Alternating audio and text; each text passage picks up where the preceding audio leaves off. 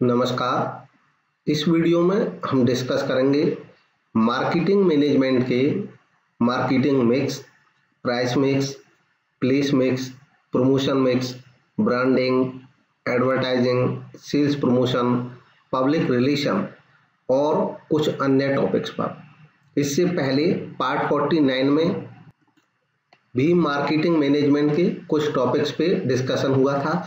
आज के जो टॉपिक्स हैं काफ़ी महत्वपूर्ण हैं। लगभग हर एग्जाम में इनमें से क्वेश्चंस पूछे जाते हैं, चाहे कॉमर्स का वो पीजीटी कॉमर्स का एग्जाम हो या यूजीसी नेट का एग्जाम हो या अन्य कोई एग्जाम हो जिसमें कॉमर्स से रिलेटेड क्वेश्चन पूछे जाते हैं।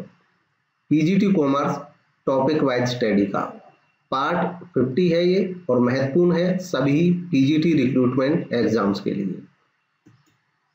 मार्केटिंग मिक्स यानी कि विपणन मिश्रण।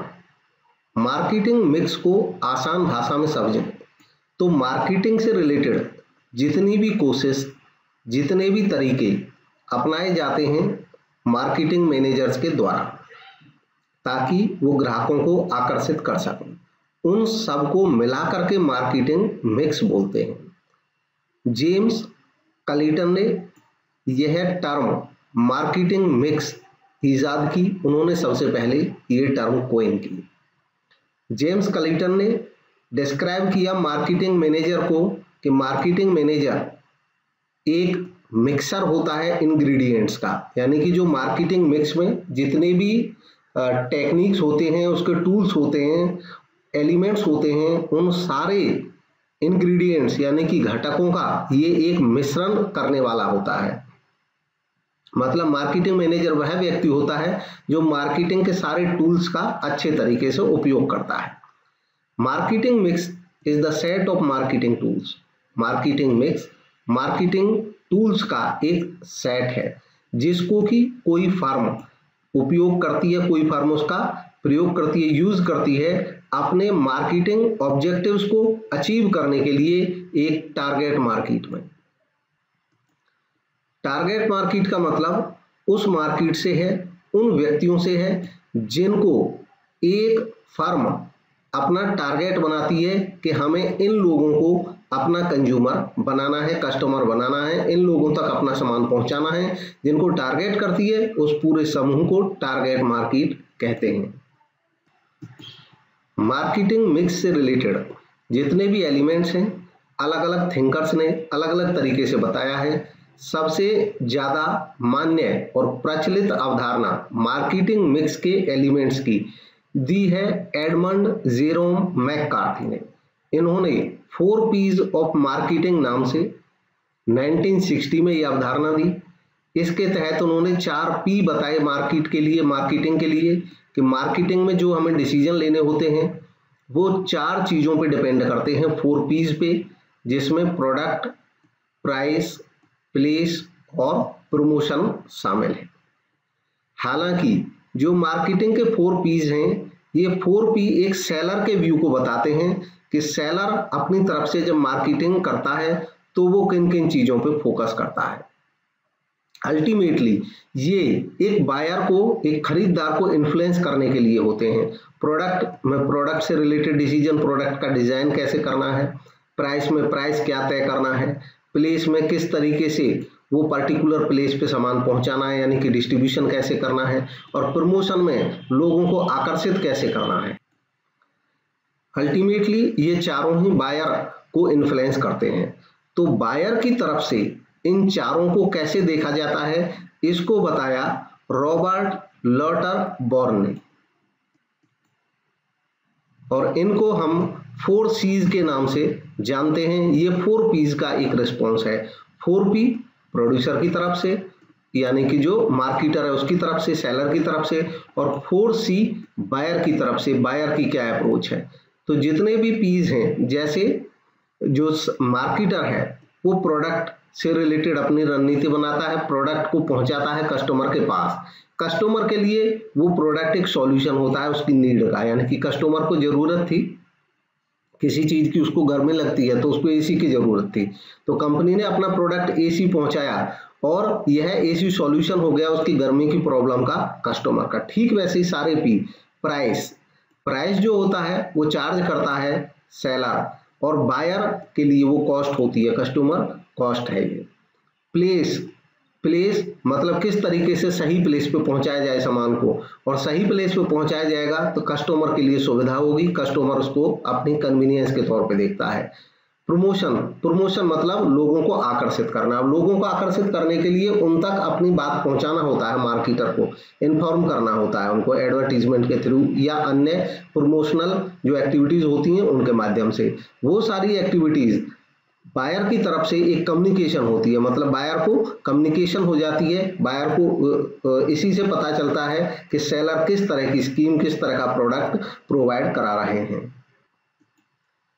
4Ps का और विस्तार करते हुए इसमें जब सर्विस मार्केटिंग भी जुड़ गई तो बूम्स एंड बिटनर ने 1981 में सर्विस मार्केटिंग को भी ध्यान में रखते हुए इन 4Ps की श्रृंखला को और बढ़ा दिया और इसमें 3Ps और जोड़ दिए, और इस तरह ये टोटल 7Ps बन गए।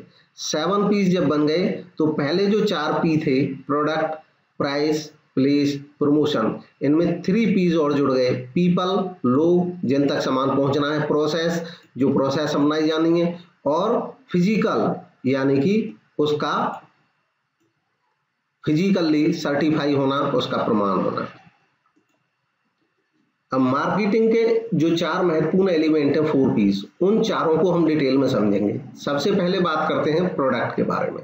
तो प्रोडक्ट क्या है? Product refers to what the organization offers to its prospective customers or clients. Product वह सब कुछ है जो एक ऑर्गेनाइजेशन अपने ग्राहकों को ऑफर करती है। सब कुछ मतलब ये कोई टेंजिबल गुड भी हो सकता है प्रोडक्ट, ये कोई सर्विस भी हो सकती है, और यह एक इंटेंजिबल आइडिया भी हो सकता है। यानी कि मार्केटर टेंजिबल गुड्स भी बेचते हैं, सर्विसेज भी बेचते हैं, और आइडियाज को भी सेल करते हैं। प्रोडक्ट से रिलेटेड जितने भी डिसीजन मार्केटर के द्वारा लिए जाते हैं वो सब मिल करके प्रोडक्ट मिक्स कहलाते हैं। Product mix refers to the activities related to products and items that a particular seller offers to the market, जो एक सेलर मार्केट को ऑफर करता है। इसमें शामिल होता है प्रोडक्ट से related branding, trademark, packaging, labelling. इनके बारे में भी जानेंगे ये क्या है। सबसे पहले ब्रांडिंग। प्रोडक्ट से जुड़ा एक बहुत ही महत्वपूर्ण डिसीजन होता है ब्रांडिंग। जो संस्था अपना साइज बढ़ाती है, मार्केटिंग करती है, वो चाहेगी कि उसकी जो प्रोडक्ट हैं उनकी एक अलग पहचान हो मार्केट में। एक अलग पहचान देने के लिए, एक विशिष्ट, एक स्पेसिफिक आइडेंटिफिकेशन देने के लिए संस्था अपने प्रोडक्ट की ब्रांडिंग करती है। वह प्रोसेस जिसके माध्यम से कोई संस्था अपने प्रोडक्ट की कोई विशिष्ट पहचान बनाती है उसको ब्रांडिंग कहते हैं। इसके लिए स्पेसिफिक क्वालिटी देना, स्पेसिफिक डिजाइन प्रोवाइड कराना, ये सब, कोई नाम देना, निशान देना, चिन्ह देना, ये सब ब्रांडिंग में शामिल हो जाता है। ब्रांड के लिए ज्यादातर संस्थाएं कोई ना कोई नाम यूज करती हैं। जैसे मारुति कंपनी अपनी कार के लिए मारुति ब्रांड नेम यूज करती है। रिलायंस अपने प्रोडक्ट्स के लिए रिलायंस ब्रांड नेम यूज करती है। जो भी नाम यूज किया जाता है प्रोड्यूसर के द्वारा, जो प्रोड्यूसर की या मैन्युफैक्चरर की या किसी प्रोडक्ट की विशिष्ट पहचान के लिए जो नाम यूज किया जाता है उसको हम ब्रांड नेम कहते हैं। जैसे टाटा, बाटा, फिलिप्स, ओनिडा, ये सब ब्रांड नेम है। इनसे पहचान हो जाती है कि हम फला कंपनी का प्रोडक्ट खरीद रहे हैं। ब्रांड नेम की क्या खूबी है, विशेषताएं हैं? एक अच्छे ब्रांड नेम में कौन सी विशेषताएं होनी चाहिए?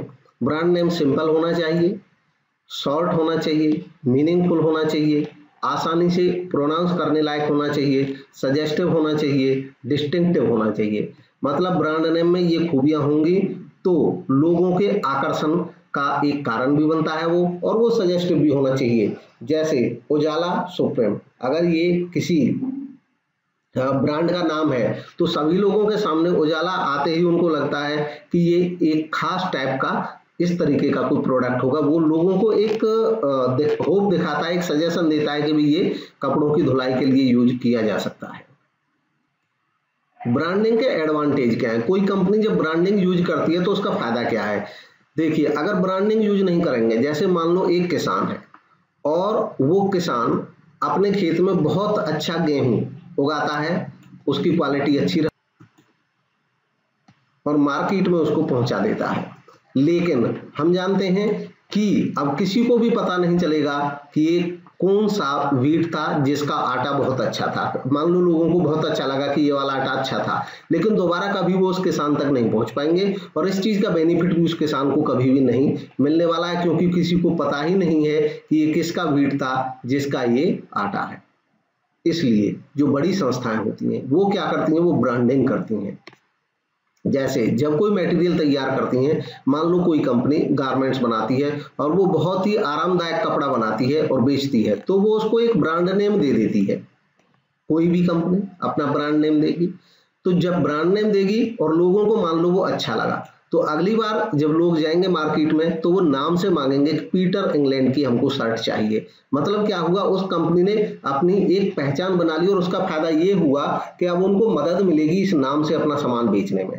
तो और कौन कौन से फायदे हैं, एडवर्टाइजिंग में आसानी मिलती है। भाई ब्रांड नेम है तो उसके नाम से हम एडवर्टीजमेंट करते हैं, अगर नेम ही नहीं होगा हमारे प्रोडक्ट का कोई तो एडवर्टीजमेंट में हम क्या बताएंगे। Establishes permanent identity of the product, ये प्रोडक्ट की परमानेंट पहचान बना देता है। प्रमोट्स रीपर्चेजिंग, रीपर्चेजिंग को प्रमोट करता है, यानी कि नाम लेकर के आदमी दोबारा मांगता है उसी सामान को। कंपटीशन बिकम्स ईजियर, और इस तरीके से कंपटीशन आसान हो जाता है, क्योंकि हमारे अगर ब्रांड फेमस हो जाता है, अगर इमेज अच्छी बन जाती है हमारे ब्रांड की, तो ब्रांड लॉयल्टी का फायदा मिलता है। ब्रांड लॉयल्टी क्या होता है कि जब किसी कंज्यूमर को कोई खास ब्रांड पसंद आता है तो वो अब वही ब्रांड खरीदता है, और उस ब्रांड के अगर अन्य कोई प्रोडक्ट भी आएंगे तो वो कंज्यूमर उन्हीं प्रोडक्ट को खरीदने की कोशिश करेगा। इससे कंपनी के जो कस्टमर्स होते हैं वो एक तरह से रेगुलर बन जाते हैं ब्रांड लॉयल्टी की वजह से। अगला महत्वपूर्ण डिसीजन है प्रोडक्ट से रिलेटेड लेबलिंग। लेबलिंग क्या है, देखिए हम देखेंगे कि कोई भी प्रोडक्ट, जैसे कभी किसी प्रोडक्ट का आप पैकेज देखेंगे, पैकेट, उस पैकेट पे आप यहाँ पे जब तक वो पैकेट पे अगर मान लो कुछ भी नहीं लिखा है तो हमको पता कैसे चलेगा कि ये पैकेट किसका है, इसमें किसका सामान है। उस पे जरूर कुछ ना कुछ यहाँ पे नाम लिखा होता है, निशान लगा होता है, कोई निशान बना होता है, कोई खास टाइप के कलर यूज किए होते हैं जिससे कि पहचान होती है लोगों को। तो ब्रांडिंग के लिए, तो पहचान के लिए तो ब्रांडिंग यूज किया, लेकिन अब इन सब का वो किसी प्रोडक्ट पे कैसे यहाँ पे लिखता है, जो ये प्रोसेस होती है लिखना, उसको चाहे लिख करके या अन्य किसी तरीके से छाप करके, प्रिंट करके, जैसे भी हम प्रोवाइड कराएंगे पैकेट पे, तो ये सारी प्रोसेस कहलाती है लेबलिंग। और इसको लेबल कहते हैं जो लगा हुआ होता है। किसी भी आप देखेंगे मेडिसिन की जो बॉटल्स होती हैं उन पे यहाँ पे लगा होता है कागज का ज्यादातर, तो उसको हम लेबल बोलते हैं, जो लिखा होता है जिसपे सारा मटेरियल, इवन अगर कागज भी नहीं लिखा है और किसी पर्टिकुलर जो मेटल का जिसका वो कंटेनर बनाया, अगर उसको गुदा हुआ है वो, तब भी हम उसको लेबल ही बोलेंगे। तो लेबलिंग वह प्रोसेस है under which label is prepared, जिसके तहत लेबल प्रिपेयर किया जाता है। लेबल में नाम, इंट्रोडक्शन, मैन्युफैक्चरिंग डेट, कंटेंट क्या क्या है, ये सारी जानकारियां लिखी रहती हैं। ये एक ब्रीफ इंफॉर्मेशन होती है किसी प्रोडक्ट के बारे में। तो अब तक हम लेबलिंग को समझ चुके हैं। अब हमें पता चलेगा कि लेबलिंग के फंक्शन क्या है, ये क्या काम करता है, बेनिफिट क्या है। तो आइडेंटिफिकेशन में आसानी रहती है, हम लेबल देख के ही पता लगाते हैं कि इस पे किस कंपनी का नाम लिखा है तो ये उसका प्रोडक्ट होगा। क्लासिफिकेशन, लेबलिंग के माध्यम से हम प्रोडक्ट को क्लासिफाई कर सकते हैं। जैसे मान लो हम अलग अलग क्वालिटी के 3-4 तरह के सामान बनाते हैं, तो अब उन सारे सामान को हम अलग अलग कैसे करेंगे, उन पे लेबल लगा करके सब पे अलग अलग नाम का लेबल लगा दिया जाएगा।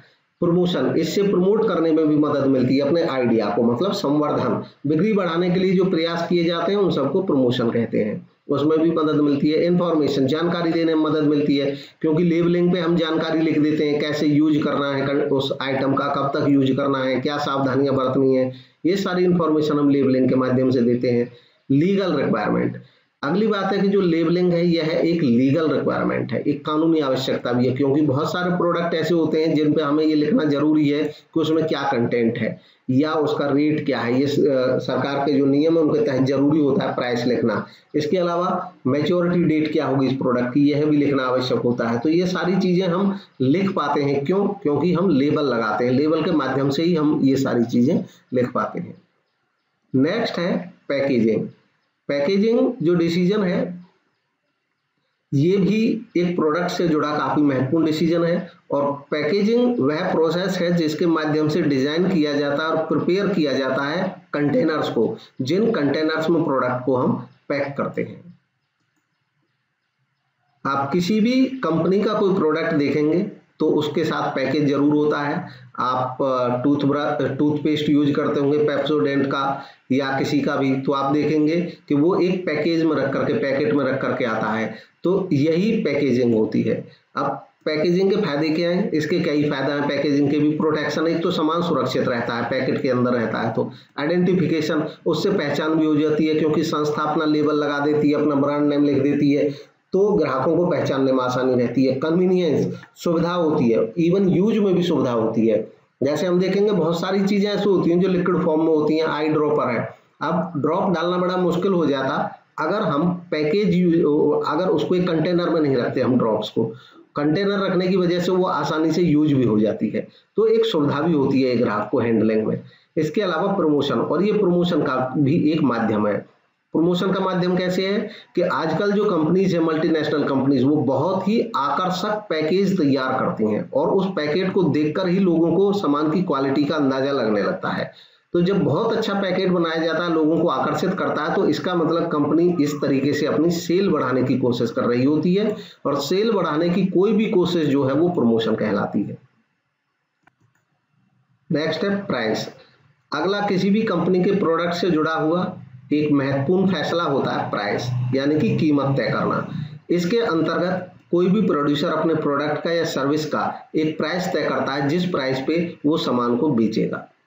प्राइस मिक्स के तहत वो सारे डिसीजन आ जाएंगे जो प्राइस से रिलेटेड होते हैं। इसमें price mix refers to a set of decisions that need to be taken into consideration before fixing price. Price तय करने से संबंधित या प्राइस तय करने से पहले जो भी चीजें सोचनी पड़ती हैं, वो सब प्राइस मिक्स के अंतर्गत आ जाती हैं। जब कोई कंपनी अपने सामान का प्राइस तय करती है, तो वो कंपनी के ऑब्जेक्टिव्स के बारे में सोचती है, सामान की कॉस्ट क्या पड़ रही है कंपनी को यह सोचती है, कंपटीशन कितना मार्केट में यह सोचती है, और कस्टमर की डिमांड कितनी है यह सोचती है। इन सब चीजों को ध्यान में रखते हुए कंपनी अपने जो प्रोडक्ट है उसका प्राइस तय करती है। ये सारे जो डिसीजन है ये मिल करके प्राइस मिक्स कहलाते हैं। कौन कौन से फैक्टर्स हैं जो प्राइस तय करते समय प्रभावित करते हैं एक प्रोडक्ट के प्राइस को, जिनके बारे में कंपनी को सोचना पड़ता है, मार्केटर को? कॉस्ट ऑफ प्रोडक्शन, प्रोडक्शन की कॉस्ट क्या है, वो काफी महत्वपूर्ण होती है प्राइस तय करने में। अगर कॉस्ट ज्यादा होगी तो प्राइस भी ऊंचा रखना पड़ेगा, कॉस्ट कम है तो प्राइस कम भी रख सकते हैं। Demand for the product, product की डिमांड कैसी है यह भी अफेक्ट करता है प्राइस को। कंपटीशन कितना है, परचेजिंग पावर क्या है ग्राहकों की, गवर्नमेंट रेगुलेशन क्या कहते हैं इस बारे में, और संस्था के ऑब्जेक्टिव्स क्या हैं, ये सब प्रभावित करते हैं प्राइस डिसीजन को। नेक्स्ट है प्लेस या फिजिकल डिस्ट्रीब्यूशन कॉन्सेप्ट। एक प्रोडक्ट को ग्राहकों तक पहुंचाना, ग्राहकों के पास तक पहुंचाना काफी जरूरी होता है एक सेलर के लिए, एक मार्केटर के लिए, ताकि वो अपनी मार्केटिंग अच्छे से कर सके, अपनी सेल बढ़ा सके। यह डिसीजन, यह जो मिक्स है, इसको प्लेस या फिजिकल डिस्ट्रीब्यूशन कहते हैं। अब तक ये जैसे कि हमने जो डिस्कस किया प्रोडक्ट मिक्स के बारे में, प्रोडक्ट, उसके बाद प्राइस के बारे में प्राइस मिक्स, और यह प्लेस के बारे में डिस्कस कर रहे हैं प्लेस मिक्स। तो प्लेस जो है यह भी एक काफी महत्वपूर्ण डिसीजन होता है किसी प्रोडक्ट को ग्राहक तक पहुंचाने में। Element of the marketing mix that covers all aspects of getting product to the consumer in the right location at the right time. इसमें वो जो प्लेस है, फिजिकल डिस्ट्रीब्यूशन है, इसके तहत राइट लोकेशन पे, सही जगह पे और सही समय पे ग्राहक तक पहुंचाना होता है प्रोड्यूसर को अपने प्रोडक्ट को। प्लेस मिक्स के तहत वो सारे डिसीजन आ जाते हैं जो एक कंज्यूमर तक प्रोड्यूसर के द्वारा प्रोडक्ट को पहुंचाने में लिए जाते हैं। It refers to a set of decisions that need to be taken in order to make the product available to the consumers for purchase and consumption. Place या फिजिकल डिस्ट्रीब्यूशन में कौन कौन सी एक्टिविटीज शामिल होती हैं, मतलब प्रोडक्ट को ग्राहक तक पहुंचाने में कौन कौन सी एक्टिविटीज शामिल होती हैं। ट्रांसपोर्टेशन, सामान एक से दूसरी जगह भेजा जाता है इसके माध्यम से। इन्वेंट्री, इन्वेंट्री एक डिसीजन होता है जो बिक्री के लिए हमारे पास सामान मौजूद होता है उसको उस जगह पे रखना जहां से हम सेल करते हैं, ये इन्वेंट्री कहलाता है। और वेयर हाउसिंग, वेयर हाउसिंग का मतलब होता है, वेयर हाउसिंग में ये तब यूज किया जाता है जब टाइम गैप ज़्यादा रहता है, जैसे प्रोडक्शन किसी खास समय पे हो रहा है और अभी मान लो 3 या 4 महीने लगेंगे उसके यूज होने में, तो 3-4 महीने तक सामान को जहां रखा जाएगा उस जगह को वेयर हाउस कहते हैं और इस प्रोसेस को वेयर हाउसिंग कहते हैं। ऑर्डर प्रोसेसिंग, ऑर्डर प्रोसेसिंग के तहत जब सामान की डिमांड आती है तो वेयर हाउसेस से सामान निकाल करके एक्चुअल प्लेस ऑफ सेल तक पहुंचाया जाता है, यानी कि ऑर्डर पूरा किया जाता है। प्रोडक्ट को सही प्लेस तक पहुंचाने के लिए, यानी कि कंज्यूमर के पास तक पहुंचाने के लिए हमें उसको कई चैनल्स के माध्यम से पहुंचाना पड़ता है, कई चैनल्स का यूज करना पड़ता है। ये चैनल्स एक प्रोडक्ट की नेचर के अकॉर्डिंग कम या ज़्यादा हो सकते हैं। मुख्य तौर पे 2 तरीके होते हैं, डायरेक्ट चैनल और इनडायरेक्ट चैनल। डायरेक्ट चैनल को जीरो लेवल भी कहते हैं। इसमें जो प्रोड्यूसर होता है वो सीधा अपना सामान कंज्यूमर के पास पहुंचा देता है। इनडायरेक्ट चैनल में बीच में किसी न किसी मीडिएटर का यूज किया जाता है। इसमें अगर 1 लेवल है, कई लेवल हो सकते हैं। 1 लेवल का एक उदाहरण है कि मैन्युफैक्चरर रिटेलर को देता है और रिटेलर फिर कंज्यूमर को पहुंचाता है, तो 1 लेवल का हमने यूज किया केवल रिटेलर का। 2 लेवल में मैन्युफैक्चरर 2 लेवल का यूज करता है, 2 मीडिएटर अपनाता है, मैन्युफैक्चरर से होलसेलर, होलसेलर से रिटेलर, रिटेलर से तब कंज्यूमर। 3 लेवल में ये 3 लेवल्स को अपनाता है, 3 मीडिएटर यूज करता है। मैन्युफैक्चरर एजेंट को भेजता है, एजेंट होलसेलर को, होलसेलर रिटेलर को और फिर कंज्यूमर को। तो मैन्युफैक्चरर और कंज्यूमर के बीच में जितने भी लेवल होते हैं वो सब लेवल कहे जाते हैं, इवन ये इससे ज्यादा भी हो सकते हैं। अब factors affecting the choice of channels, वो कौन सी चीजें हैं जो प्रभावित करती हैं कि हम किस चैनल का उपयोग करें, डायरेक्ट चैनल का यूज करें या इनडायरेक्ट चैनल का, हम बीच में होलसेलर को यूज करें या एजेंट को यूज करें। तो ये कौन कौन से फैक्टर्स हैं। वैल्यू ऑफ प्रोडक्ट, प्रोडक्ट की कीमत इस बात पे प्रभाव डालती है कि हम उसकी डायरेक्ट सेल करें या इनडायरेक्ट सेल करें। प्रोडक्ट की nature, number of buyers, types of buyers, size of the market, financial strength, ये सारी चीजें काफी महत्वपूर्ण रोल प्ले करती हैं ये तय करने में कि हम सामान को कंज्यूमर तक कैसे पहुंचाएं।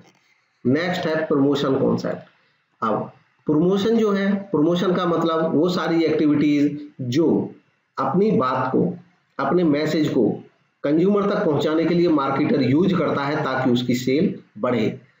तो प्रमोशन को हम परिभाषित कर सकते हैं, element of marketing mix that includes all forms of marketing communication. Marketing communication की सारी फॉर्म इसमें शामिल रहती है। प्रमोशन मिक्स, प्रमोशन मिक्स में वो सारे डिसीजन आ जाते हैं जो प्रमोशन से रिलेटेड होते हैं। It is concerned with all activities या decisions that are performed to promote sale, sale को प्रमोट करने के लिए जो यूज किए जाते हैं। अब एलिमेंट्स ऑफ प्रमोशन, अब प्रमोशन के तहत कई तरह की टूल्स या टेक्निक्स का हम यूज करते हैं। जो मेजर टेक्निक्स अपनाई जाती हैं प्रमोशन के लिए उसमें advertisement, personal selling, sales promotion और पब्लिक रिलेशन। सबसे पहले एडवर्टीजमेंट या advertising. Advertising is paid form of non personal communication to promote ideas, goods और services by an identified sponsor. Advertising एक ऐसा टूल है प्रमोशन का जो पेड है, यानी कि जिसको एडवर्टीजमेंट करनी है वो इसके लिए पैसा खर्च करता है। यह नॉन पर्सनल है, मतलब इसमें पर्सन नहीं जाता है कस्टमर के पास, बल्कि केवल मैसेज जाता है न्यूज़पेपर के माध्यम से, टेलीविजन के माध्यम से, रेडियो के माध्यम से, मैगजीन के माध्यम से, साइन बोर्ड्स के माध्यम से, पैम्पलेट के माध्यम से। और इस तरीके से हम कम्युनिकेट करते हैं, अपनी बात पहुंचाते हैं, प्रमोट करते हैं अपने आइडिया को, अपने गुड्स को, प्रोडक्ट को या अपनी सर्विसेज को बाय एन आइडेंटिफाइड स्पॉन्सर। इसका जो स्पॉन्सर होता है वो आइडेंटिफाइड होता है, मतलब कौन एडवर्टीजमेंट कर रहा है यह उन लोगों को पता होता है जो एडवर्टीजमेंट को देखते हैं।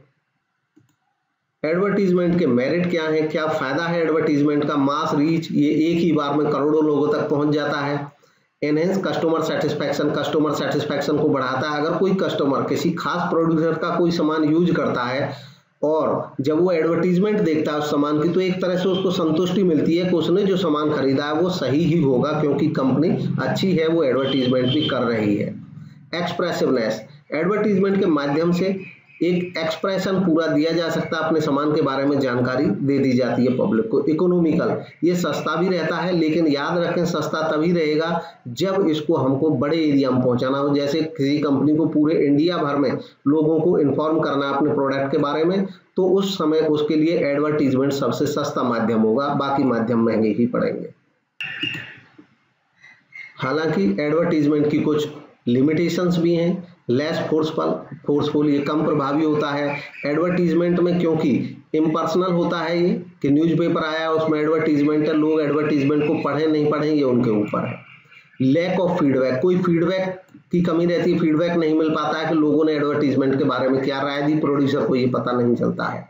इनफ्लेक्सिबिलिटी, इसमें इनफ्लेक्सिबिलिटी होती है, मतलब एक बार जो मैसेज हमने छाप दिया या एडवर्टीजमेंट में दिखा दिया और वो जब कंज्यूमर के पास पहुंच गया, कंज्यूमर को अगर उससे कोई शिकायत है तो हम उसमें कोई उस समय परिवर्तन नहीं कर सकते हैं अपने मैसेज में। लो इफेक्टिवनेस, इसका जो प्रभाव है वो भी कम रहता है। नेक्स्ट है फीचर्स, इसकी फीचर्स क्या है, पेड फॉर्म है, इसके लिए पैसा खर्च करना होता है। इम्पर्सनल प्रेजेंटेशन है, इसमें जो प्रेजेंटेशन होती है वो टीवी के माध्यम से, रेडियो के माध्यम से या न्यूज़पेपर के माध्यम से होती है। कोई सेल्स पर्सन नहीं जाता है ग्राहकों के पास प्रेजेंटेशन देने के लिए। स्पीडी कम्युनिकेशन, हाँ इसमें ये एक इसकी खासियत होती है, काफ़ी तेज़ी से कम्युनिकेशन होता है कि अगर हमें इंडिया के पूरे 100 करोड़ लोगों तक मैसेज भेजना है तो एक ही बार में टीवी, रेडियो या न्यूज़पेपर के माध्यम से हम अगर एडवर्टीजमेंट देंगे तो 1 से 2 दिन में सभी लोगों के पास इंफॉर्मेशन पहुंच जाएगी। आइडेंटिफाइड स्पॉन्सर, इसका जो स्पॉन्सर होता है वो आइडेंटिफाइड होता है, लोगों को पता होता है एडवर्टीजमेंट को कौन स्पॉन्सर कर रहा है। ऑब्जेक्शंस अगेंस्ट एडवर्टीजमेंट, अब एडवर्टीजमेंट के अगेंस्ट कुछ लोग ऑब्जेक्शन रखते हैं कि ये एड टू कॉस्ट, ये कीमत को बढ़ा देता है। Some advertisement are in bad taste, कुछ एडवर्टीजमेंट भद्दी होती हैं, देखने में अच्छी नहीं रहती हैं। अंडरमाइन सोशल वैल्यूज, ये सामाजिक मूल्यों की अवहेलना करता है।